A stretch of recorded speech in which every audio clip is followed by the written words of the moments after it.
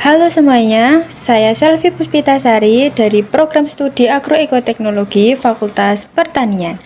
Hari ini saya akan membahas tentang mikroplastik. Sebelumnya, apa sih itu mikroplastik?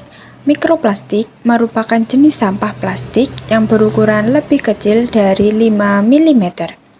Teman-teman, ada dua jenis mikroplastik. Yang pertama, mikroplastik primer.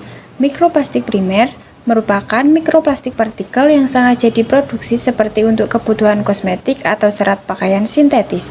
Yang kedua, mikroplastik sekunder, hasil fragmentasi atau perubahan menjadi ukuran lebih kecil dari fisik tetapi molekulnya tetap sama berupa polimer. Selanjutnya adalah sumber mikroplastik. Yang pertama ada film mulsa plastik. Mulsa yang digunakan untuk menutupi permukaan tanah atau mulsa terdegradasi akibat sinar matahari, cuaca, dan aktivitas pertanian. Yang kedua ada irigasi dan air limbah. Penggunaan air irigasi yang tercemar baik dari limbah industri maupun domestik juga menjadi sumber kontaminasi mikroplastik. Yang ketiga ada pupuk organik dan anorganik. Pupuk yang berasal dari limbah atau bahan daur ulang sering mengandung mikroplastik, terutama jika menggunakan biosolid dan kompos dari limbah domestik atau industri. Yang keempat ada deposisi atmosfer. Mikroplastik yang terbawa angin dapat jatuh ke permukaan lahan pertanian, terutama di daerah yang dekat dengan sumber polusi udara atau perkotaan. Penyebaran mikroplastik. Mikroplastik ditemukan hingga kedalaman 90 cm di bawah permukaan tanah, menunjukkan bahwa partikel ini dapat bertahan lama dan terus bergerak ke lapisan tanah yang lebih dalam, terutama akibat pembajakan dan aktivitas pertanian yang lainnya. Yang kedua, distribusi mikroplastik dipengaruhi oleh jenis tanaman, tekstur tanah, curah hujan, dan suhu. Tanah berpasir cenderung mengandung lebih banyak mikroplastik dibandingkan tanah liat atau berlempung.